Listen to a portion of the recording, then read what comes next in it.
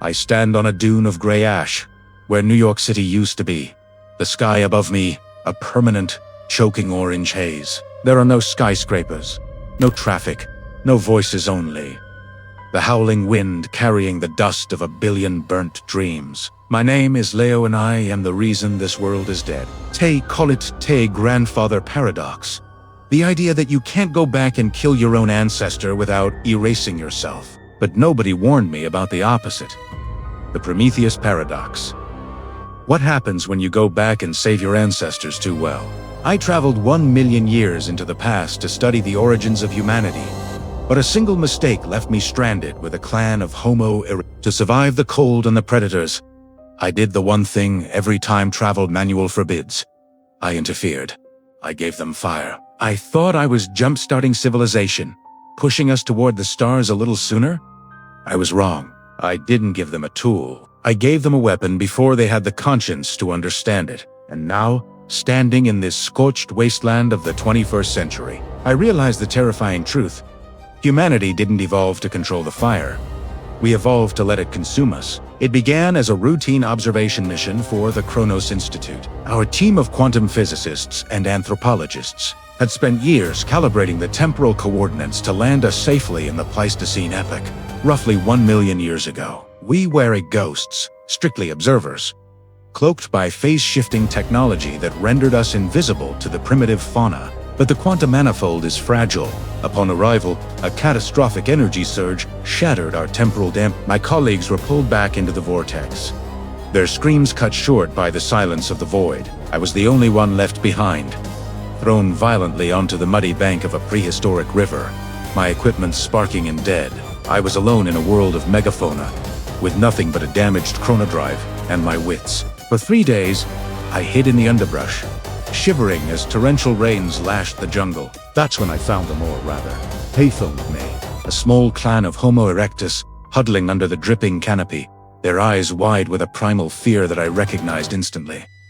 They weren't just cold, they were a prey. A lightning strike shattered a nearby acacia tree, igniting a small, sputtering blaze. The clan scattered, shrieking in terror as the flames licked the wet bark. In Tirai's, this was a monster, a divine punishment. In mine, it was salvation. I knew I wouldn't survive another night without warmth and protection from the saber-toothed cats prowling the perimeter. I made a choice that defied every protocol I had sworn to uphold. I stepped out of the shadows. I walked toward the burning tree, not with fear, but with purpose. The alpha of the group, a scarred male with heavy brow ridges, growled and brandished a rock, but he hesitated when he saw me reach for the fire. I didn't recoil. I grabbed a handful of dry moss from under a log and caught a falling ember. I blew on it gently, coaxing the smoke into a flame. The clan fell silent. I had tamed the monster. Over the next few weeks, I became something between a pet and a god. I taught the alpha, whom I named Ash, how to feed the flames with dry branches, instead of smothering them with wet leaves. I showed them how to bank the coals to keep the heat through the night.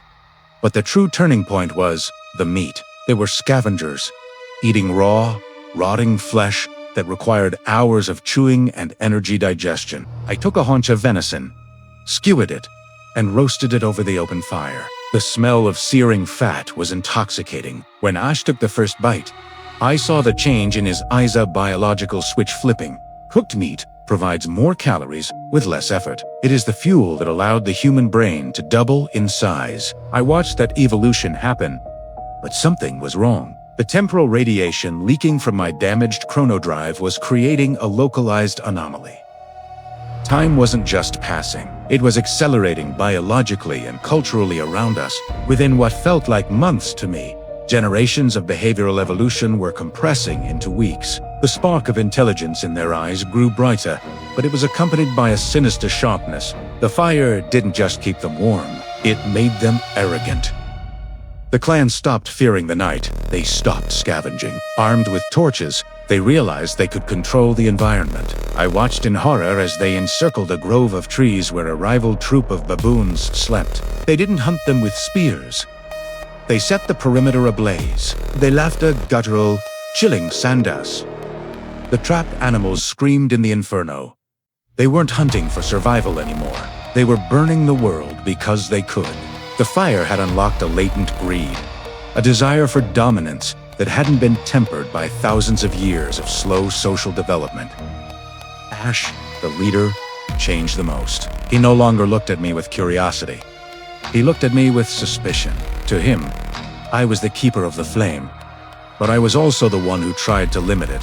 When I tried to extinguish a fire that was spreading dangerously close to our shelter, he shoved me back. The fire had become their idol, a hungry deity that demanded constant feeding. They began clearing vast swaths of the jungle, creating a perimeter of ash around their territory. The smoke choked the valley, turning the midday sun blood red. The ecological balance was shattering before my eyes. Predators fled. The water grew foul with soot, and the clans simply moved on, burning the next patch of land. They were consuming resources at a rate that nature couldn't replenish, fueled by an unnatural leap in cognitive ability without the wisdom to manage it. The nightmare culminated on the night of the full moon. The clan had gathered around a massive bonfire, the heat blistering my skin, even from a distance. They weren't cooking meat. They were chanting a rhythmic, synchronized vocalization that shouldn't have been possible for their species yet. Ash dragged a member of the clan, a young female, with a broken leg toward the flames. They believed the fire needed life to keep burning brighter. It was a sacrifice. I screamed and tackled Ash, knocking the torch from his hand. The illusion of my divinity shattered instantly. I was just flesh and bone to them now, an obstacle to their new god. The clan descended on me, their faces twisted in a fanatic rage, illuminated by the very hell I had introduced to them. I scrambled backward, kicking dirt into their eyes, and sprinted toward the cave where I had hidden the chrono drive. I could hear them behind me, the crackle of torches and the heavy thud of footsteps. They were fast. Energized by the protein-rich diet I'd given them, I reached the machine, my fingers fumbling with the quantum stabilizer. The display flickered to life 15% power, barely enough for a single jump.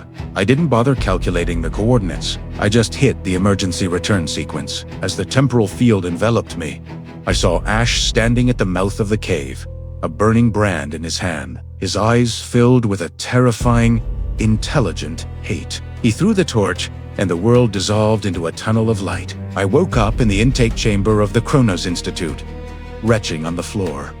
But the air was wrong. It was hot, dry, and tasted of sulfur. I stumbled to the heavy blast doors and forced them open, expecting to see the skyline of 2045. Instead, I looked out onto a dead planet. The sky was a swirling vortex of dust and carbon. The oceans had receded into acidic sludge. There were no ruins of great cities, only the eroded stumps of what might have been foundations. The data archives in the bunker told the story. The anomaly I caused hadn't just affected that one clan. The knowledge of fire-aggressive, weaponized fire had spread like a virus through the accelerated timeline. Humanity had burned through the coal, the oil, and the forests, thousands of years before they invented writing. They had exhausted the planet's atmosphere before they ever built a wheel. My gift had stripped the Earth of its ability to breathe. I stood there, watching the sun set over a desert that stretched forever, realizing that I hadn't saved humanity. I had given children a box of matches and locked them in a library. If this story made you think about the delicate balance of our history, please subscribe to the channel for more dark sci-fi tales and time travel paradoxes. Hit that like button if you enjoyed the narrative, and make sure to click the notification bell so you never miss a upload. I want to hear your theory in the comments. If you could go back to the dawn of humanity, would you interfere to help us? Or would you let nature take its course? Let's discuss down below.